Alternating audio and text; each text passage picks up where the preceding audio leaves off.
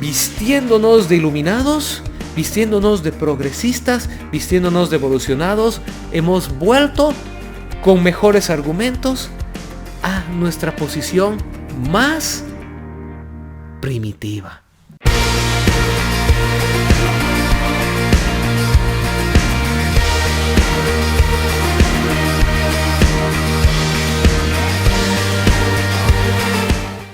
Hola a todos, bienvenidos a una nueva charla en Conversando con Jonah. Hoy tenemos un tema muy interesante, pero antes de eso tengo este hermoso dinosaurio aquí conmigo, uno de los juguetes favoritos de uno de mis hijos, pero hoy lo tengo aquí por otra razón. Quiero invitarles a que puedan seguir a mi querido amigo Mauricio Argollo en su página que es Fisiosauro, está en Facebook. Es realmente una página llena de memes, bastante graciosa, con mucha creatividad. Y hoy, quiero saludarle a él y en honor a eso, él es una persona que nos ayuda bastante con la edición de los videos de esta página. Y entonces quiero invitarles a que también lo sigan en Fisiosauro en Facebook y saludarle con un dinosaurio que también, al igual que de mi hijo pequeño, es uno de los juguetes favoritos de mi querido amigo Mauricio. Bueno, pero esto tiene que ver también con el tema de hoy, porque hoy vamos a hablar de la naturaleza, de lo primordial, de lo primitivo, y básicamente de una filosofía o cosmovisión que ahora está muy latente en el mundo actual y en nuestro alrededor, y que además no es nueva, sino que viene desde tiempos antiguos, más o menos desde el siglo XVI, siglo XVII, ya se empieza a postular esta idea de lo que se ha venido a llamar el mito del salvaje noble o el mito del salvaje bueno. Algunos erróneamente se lo atribuyen a Rousseau, el revolucionario francés. Sin embargo, él nunca usó realmente esta frase del buen salvaje o del salvaje noble. En realidad la mención aparece más que nada en literatura inglesa, en novelas y otras cosas, pero sí el concepto se filtra a la mente de Rousseau y él empieza a postular esta idea de un estado primitivo del ser humano, de un estado salvaje del ser humano, de un estado primordial del ser humano, en que inocente y en contacto con la naturaleza, el ser humano vive en armonía, vive en paz, vive en bondad, y que al ir llegando el progreso, la civilización, la militarización, el mercantilismo, etcétera, etcétera, etcétera, el ser humano se va maleando y va destruyendo la naturaleza y va oprimiendo el uno al otro, y llegamos a la época actual. Este se llama el mito del salvaje bueno porque a pesar de que la antropología y algunas corrientes filosóficas lo propaguen, la arqueología, la biología y el sentido común lo han demostrado que es completamente falso. Y yo te hago una pregunta, y es bien sencilla. Yo te pido que salgas un minuto a tu jardín si es que lo tienes. Si no tienes un jardín, que vayas un minuto al campo, a un lugar al aire libre, en el lugar donde tú vives, y que observes la naturaleza. Y saques un momento de tu mentalidad esta idea del paisajismo o del idealismo de la naturaleza y realmente la observes con detenimiento. Siéntate un minuto. No hagas movimientos, no hagas sonidos. Ve a un lugar vacío y observa la naturaleza. Yo te aseguro que no vas a poder pasar ni siquiera una hora de tiempo sin encontrar que la naturaleza es en sí misma voraz. La naturaleza de este mundo es una naturaleza voraz. Es un ciclo natural de una cadena de alimentación en el que todos son presa de alguien o de algo. Tú mismo al sentarte a observar la naturaleza vas a sentir inmediatamente que estás siendo devorado por algún tipo de insecto. Y vas a observar que todo ser vivo que se mueve o que se arrastra, y aún seres vivos que no tienen capacidad de movimiento como las plantas, son alimento de otro ser vivo. Entonces, la naturaleza en sí misma, la naturaleza, la biología de este planeta ha sido diseñada para un ciclo constante de renovación que requiere el utilizar a un ser como alimentación, como nutriente de otro ser. Y entonces esta idea del salvaje bueno, de un ser humano primitivo en completa armonía con la naturaleza, se cae por sí misma en el hecho de que la naturaleza en sí misma no está en perfecta armonía con ella. La naturaleza está en un constante movimiento en el que genera grandes ciclos de extinción, grandes ciclos de adaptación, grandes ciclos de renovación. Más allá de eso, entramos a un punto actual, en el que el ser humano está viviendo una pugna de filosofías, una pugna de cosmovisiones, una pugna entre dos maneras de afrontar la vida, lo que es el teísmo y lo que es el naturalismo. El naturalismo en su sentido más recalcitrante, que es un naturalismo ateo, que es además un naturalismo fatalista, es un naturalismo que ve todo como la consecuencia de una serie de sucesos que no han sido dirigidos por absolutamente nada, sino que son totalmente arbitrarios y que han llegado al punto en la historia en el cual hoy nos vemos. Y en la contracara está el teísmo, que ve un diseño inteligente y que ve una mano poderosa, una mano inteligente, una mano trascendente, quiere decir que está más allá de esta realidad, la cual ha diseñado, sostiene y dirige esta realidad.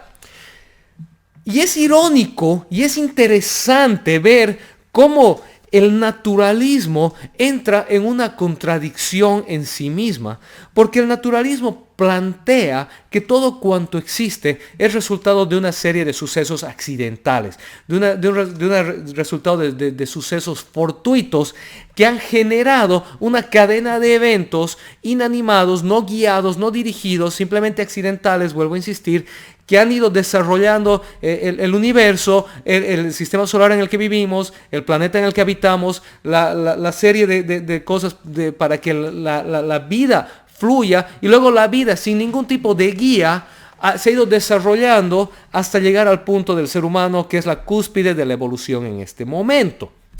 Y ese mismo naturalismo ateo plantea ahora en sus corrientes filosóficas contemporáneas una idea de aceptación, una idea de armonía, una idea de paz los unos con los otros. El problema es este. El problema es que desde esa cosmovisión el ser humano no es nada más que un mamífero altamente evolucionado, un mamífero altamente desarrollado que no deja de ser en esencia un ser primitivo, pero con una capacidad de abstracción.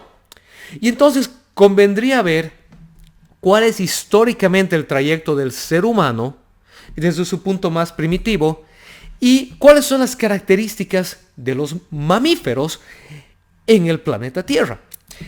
Y empecemos por el ser humano, porque ya es sabido desde hace mucho tiempo que el ser humano desde su época más primitiva ha tenido características tribalistas y características abusivas. El ser humano se ha caracterizado siempre por la conquista de uno al otro, de una tribu a otra tribu, el avasallamiento de uno a otro y la inmisericordia de unos hacia otros. Además, es sabido ya desde hace mucho tiempo que, por ejemplo, el ser humano en su etapa aún más primitiva ha causado la extinción de otros seres sin ir muy lejos, los mamuts. Si bien se plantean algunas diferencias en cuanto a esto, es casi ecuánime la perspectiva de que una de las mayores causas de extinción de los mamuts, por ejemplo, ha sido la aparición del ser humano en su territorio, quienes los han cazado indiscriminadamente. El ser humano, siempre que ha tenido la capacidad de poder ser más fuerte y sobreponerse a alguna otra criatura, lo ha hecho con resultados nefastos. Entonces, el salvaje bueno, el noble bueno en armonía con la naturaleza nunca ha existido. Lo que ha existido era un ser humano que no tenía las herramientas y la capacidad de poder avasallar la naturaleza en ciertas cualidades.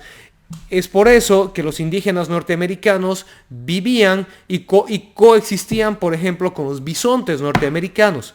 Cuando llega el hombre europeo, casi los extermina. ¿Sabes qué? No porque el hombre europeo en ese aspecto particular era peor que el nativo norteamericano, sino porque el hombre europeo tenía las herramientas para hacer esto que el nativo norteamericano no tenía. Hablemos del hombre de Neandertal. Durante muchos años no se conocía la razón de la extinción de este hombre y sigue siendo un misterio. Pero si tú lees las últimas corrientes antropológicas al respecto y las últimas corrientes de lo que es de la arqueología al respecto, se han descubierto dos cosas. En primer lugar, que con la migración del ser humano, del Homo sapiens, hacia el sector europeo, el Homo sapiens ha ido avasallando al Neandertal hasta llevarlo casi al punto de la extinción, al mismo tiempo que se han encontrado cruces entre el ser humano y hablemos del Homo sapiens y del Neandertal en seres humanos que han copulado con neandertales. Entonces el ser humano siempre ha tenido una característica depravada, siempre ha tenido una naturaleza destructiva. Y desde una perspectiva naturalista esto es obvio, esto es de esperar, porque el naturalismo enseña que el planeta está diseñado, está hecho para la supervivencia del más fuerte. El más fuerte se sirve del más débil y el ser humano tiene la capacidad de ser el ultra más fuerte. El ser humano tiene la capacidad de potencializar su fuerza por medio del uso de herramientas. Entonces es una contradicción desde un punto de vista netamente naturalista, evolucionista, ateo, esperar que el ser humano halle armonía con la creación, con el universo, con el planeta Tierra en el que vive y con la naturaleza, porque va en contradicción con lo que la teoría misma de la evolución plantea. Más allá, veamos cómo se mueven, cómo se manejan los mamíferos. Si es verdad que los mamíferos tienen características especiales como el cuidado de las crías, pero también es verdad que casi todos los mamíferos tienen características como, por ejemplo, el más fuerte del grupo reina sobre el más débil. El más fuerte del grupo se reproduce mientras el más débil es desechado. Y esto se ve en todo tipo de animales que tienen una característica familiar, una característica grupal. Lo puedes ver desde los leones hasta los lobos, etcétera, etcétera, etcétera. Donde tienes un macho alfa, un macho dominante que se reproduce con todas las hembras, que tiene crías y que sirve de protector mientras se reproduce. Y cuando este macho envejece, aparece otro macho joven, lo destierra.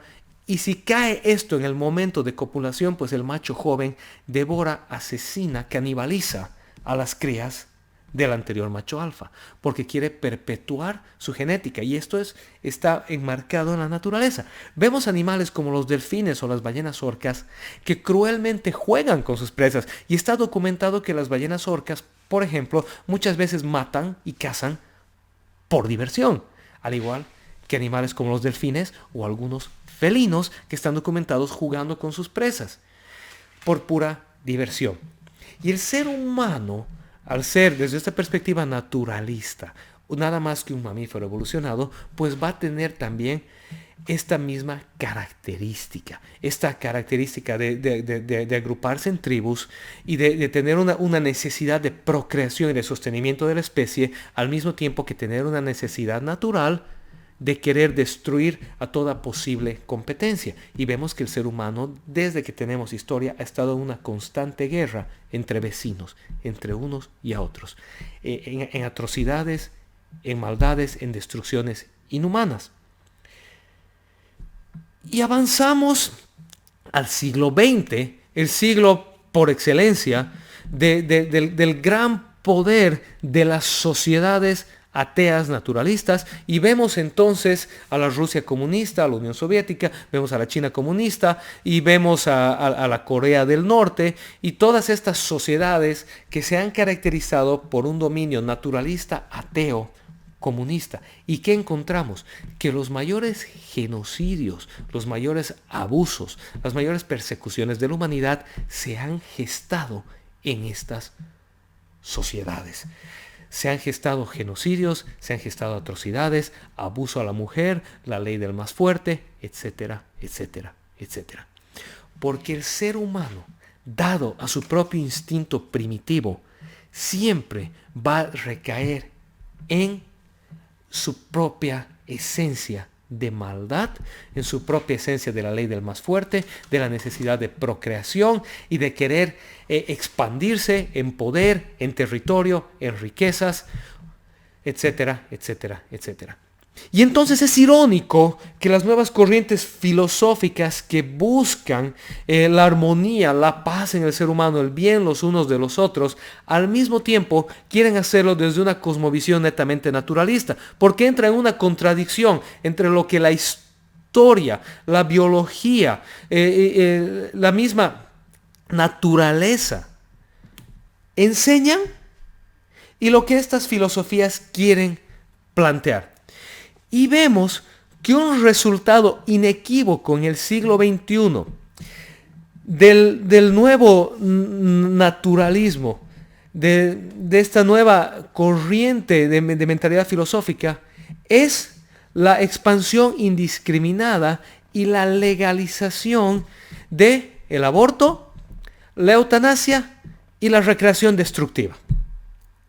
Y es lógico porque, aunque no queramos asimilarlo, regresamos a nuestra mayor capacidad primitiva, donde es el más fuerte el que sobrevive y el más débil el que es desechado.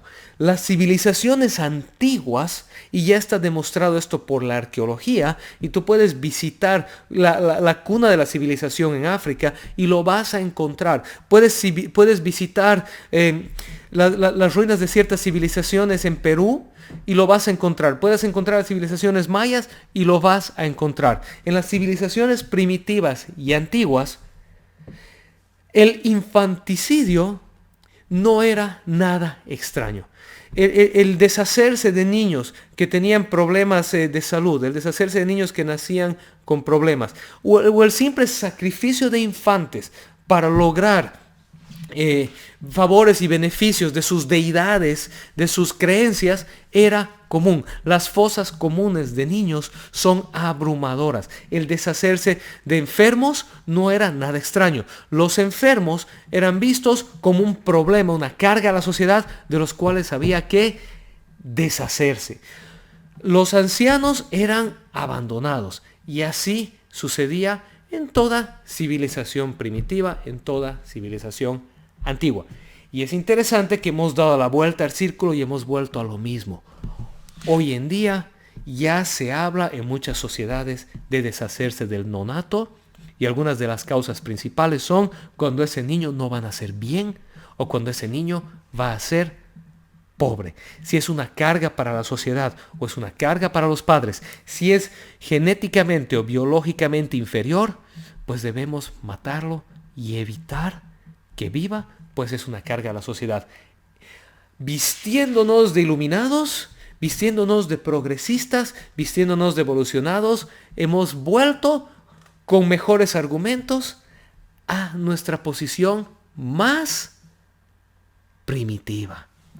Y luego entonces saltamos a la eutanasia, a decir que si está enfermo, que si está muy anciano, que si no está bien, pues mejor matar y terminar su vida. Ahora, yo no soy nunca un defensor ni he sido un abogado de que se extienda la vida de personas que ya no quieren vivir por medios no naturales.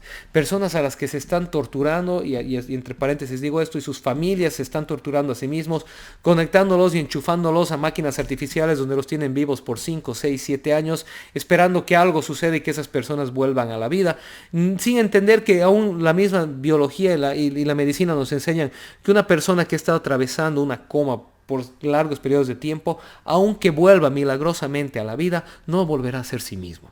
No estamos abogando por eso, pero estamos abogando por el desecho del más débil, que es a lo que hemos llegado, a lo que hemos vuelto, y que es una consecuencia inevitable del naturalismo, de volver a nuestros instintos primitivos.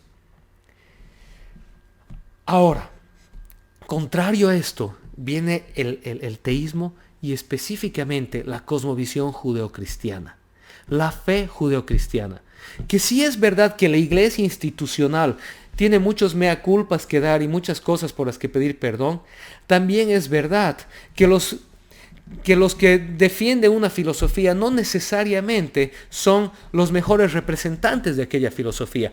Quiere decir que no se puede juzgar necesariamente las enseñanzas del cristianismo en pos de sus peores exponentes, que muchas veces han sido la iglesia medieval, la iglesia imperial, la iglesia abusiva. Pues si tú haces un análisis de lo que esta iglesia vivía, pues no tiene nada que ver con las enseñanzas del cristianismo, las enseñanzas de Jesucristo y de los apóstoles y de los padres de la iglesia. El cristianismo debe ser evaluado en función a lo que el cristianismo enseña, no a lo que algunas personas que se llaman cristianos han vivido o han hecho ajenos o aparte del cristianismo y de las enseñanzas de Jesucristo. Y lo mismo sucede con toda otra filosofía. Y nuevamente, esta es la contradicción y el problema con el naturalismo actual, porque el naturalismo quiere enseñar una ética moral que se desprende de una cosmovisión cristiana y de una herencia cristiana, y quieren deshacerse del fundamento de esta ética y de esta moral, pero mantener la ética y la moral en sí misma, lo cual se cae porque si vas a defender una perspectiva naturalista, evolucionista, tienes que tener el valor de asumir las consecuencias de esta. Y las consecuencias de una ética moral 100% naturalista, 100% atea, de una ética moral que se basa en un proceso de evolución fortuita, es necesariamente la supervivencia del más fuerte y el desecho del más débil. Es necesariamente el tribalismo y es necesariamente la propagación de una cadena natural de cuando el más fuerte se hace del más débil. Bueno, ante esto se enfrenta la otra cosmovisión, que es la ética moral cristiana, que nace desde una perspectiva del teísmo judeocristiano, en el cual Dios, el Dios judeocristiano, establece fundamentos en los que Él dice, primero, que Él es el creador de todas las cosas y que Él le ha dado al ser humano una responsabilidad sobre la creación, que es la responsabilidad de ser un buen administrador de la creación.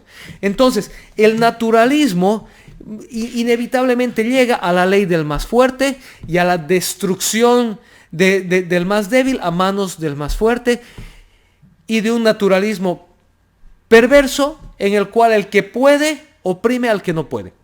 Contrario a esto, aparece Dios en la escena judeocristiana de la fe cristiana, que dice que la tierra es de Él y que Él la gobierna con amor y con compasión, y que le ha delegado al ser humano un gobierno de la tierra en el cual el ser humano debe cuidar y administrar esa tierra con sabiduría, representando a Dios en la tierra, porque pasará cuentas a Dios de esta administración.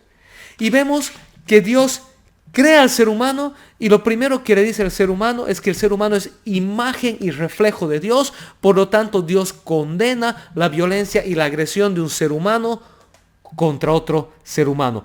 Y la primera condena que encontramos en la Biblia es cuando un ser humano, en su instinto primitivo, mata a otro, y entonces Dios cae con fuerza y le dice que por lo que había hecho, la sangre de Abel clama contra Caín, y Caín iba a ser maldecido por esto. Y entonces vamos al diluvio y entramos a Noé, y en Génesis 9 encontramos que Dios dice que la maldad del ser humano había llegado a tal punto porque el ser humano era violento el uno contra el otro, y Dios condena esa violencia porque el ser humano es imagen y semejanza de Dios. Y avanzamos hasta Jesucristo, cuando dice Jesucristo que la esencia misma y el llamado máximo de la fe cristiana es amar al prójimo como a uno mismo, y que el modelo de ese amor es Jesucristo, quien dice, ámense unos a otros así como yo los he amado. La cosmovisión judeocristiana, la fe cristiana, el teísmo cristiano, entonces plantea que el ser humano no es el resultado de un proceso accidental, de un proceso sin guía, de un proceso evolutivo en el que necesariamente el más fuerte se sirve del más débil, sino que el ser humano es el resultado de la infusión de la esencia divina en una creación especial que tiene la tarea de representar la administración de Dios en la tierra, y esta administración se representa por el cuidado del planeta, a la vez que el cuidado los unos de los otros. La defensa del más débil que está fundamentada en la ley de Dios, tanto en la ley del Levítico como en la ley del Deuteronomio, como en la ley del Nuevo Testamento, que lo encontramos, por ejemplo, en libros como Santiago en el Nuevo Testamento, donde se exhorta a cuidar al más débil, se exhorta a cuidar al desposeído, se exhorta y se insta al pueblo de Dios, al ser humano, representante de Dios en la tierra, a ser un paladín de la justicia, del bien y de la verdad. Entonces hallamos que hoy nosotros vivimos la herencia de esta fe judeocristiana. Cuando el cristianismo empieza a avanzar en Europa y llega a las Américas, se empieza a campear una cosmovisión, una fe, una ética moral que decía el huérfano, la viuda, el extranjero, el pobre, es ser humano igual que el rico, que el fuerte, que el sano, y debe ser defendido. Y debe acceder a derechos. Y entonces vemos que los monjes durante la etapa clásica y luego durante la etapa de la Edad Media empiezan a abrir espacios para dar cabida, para dar apoyo al enfermo, al débil, al pobre, al huérfano, al desposeído. Y ahí nacen los hospicios que dan lugar a los hospitales después y a los hospedajes. Y vemos que el primer defensor de la causa de la mujer es un sacerdote católico, que empieza a campear y a decir, la mujer es igual que el varón y debe tener los mismos derechos. Y vemos que en la sociedad cristiana, en la cosmovisión judeocristiana, es donde se gesta la democracia, donde se gestan los derechos, donde se gesta la defensa del más débil. Y es verdad que es en esta misma sociedad donde se cometen muchos abusos, pero lo que tenemos que tomar en cuenta, y esto es fundamental, que los abusos que se cometen en las sociedades judeocristianas no son únicos a estas, se cometen en todas las sociedades alrededor, al mismo tiempo que se cometen en las sociedades postcristianas, como ya se han mencionado, por ejemplo, en la Unión Soviética, en la China comunista y en la Corea del Norte. Entonces, la maldad intrínseca al ser humano, la maldad de abuso, la maldad de destrucción, la maldad de asesinato, no es única en las sociedades judeocristianas, es intrínseca al ser humano en toda sociedad, en todo tiempo, y esto está factualmente demostrado por la arqueografía, por la geología y obviamente por la antropología sincera y genuina. Lo que es único a las sociedades judeocristianas es que en las sociedades judeocristianas se gesta al mismo tiempo contra naturaleza un espacio de búsqueda de la paz, de la armonía, de la defensa de los derechos universales, de la defensa del más débil, de la igualdad, del trato del enfermo, etcétera, etcétera, etcétera. Y esto es contra naturaleza. Esto no es algo que nace del ser humano como un resultado evolutivo, es algo que nace del ser humano contra naturaleza, porque hay una infusión de una filosofía externa, ajena, que entra y en su esencia empieza a decir, los débiles son iguales a los fuertes, no hagas diferencia de personas, no hagas favoritismo. El Señor tu Dios ha creado al ser humano a su imagen y semejanza, por lo tanto el ser humano tiene un valor intrínseco, tiene un valor en sí mismo, tiene un valor no por lo que haga, no por su potencialidad, no por lo que pueda hacer, por cuánto tenga, por cuán fuerte sea, sino que tiene valor por el hecho de ser. El ser humano es valioso desde la concepción hasta su último suspiro por el hecho de ser. Hombre y mujer son valiosos por el hecho de ser.